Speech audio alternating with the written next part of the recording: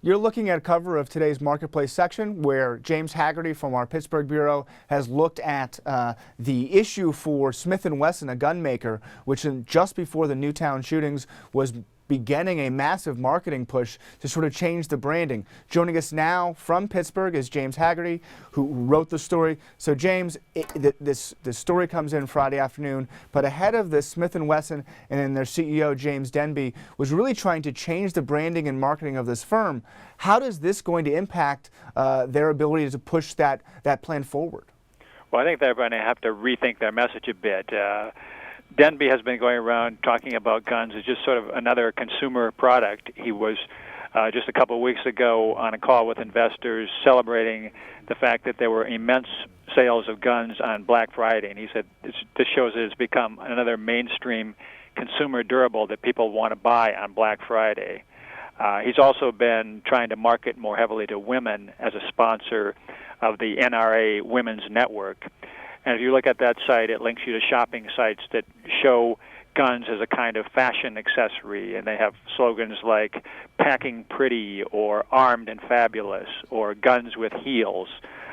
So all of this, I think, is going to sound less enthralling as a marketing message in the new climate.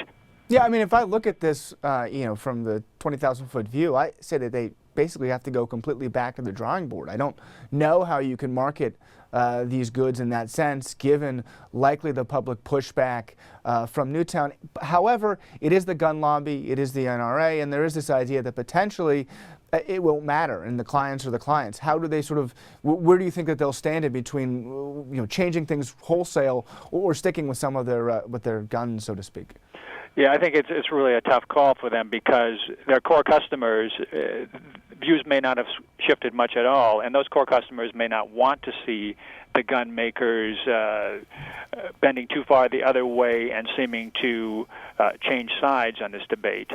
On the other hand, if you're trying to make this a mainstream consumer product, you are looking to the entire nation, and you have to take that into account. And I think people on either side of the debate probably will be a bit more sensitive now about how guns are depicted, how they're promoted. And then I guess overall this also is the legislation upcoming. I mean, we have a story, it was an interesting story in the Associated Press today about some of the people that sell guns seeing a big pickup since Friday. And a lot of that is the thinking that legislation will come through from Washington, so you better buy your gun now before you might not be able to down the road. Is that potentially something that they're also going to have to wrestle with in this legislation to come? Well, yeah, I think, for the past several years, there have been heavier than normal sales, very fast rising sales of assault rifles, exactly because people feared that President Obama might eventually push through some kind of gun controls.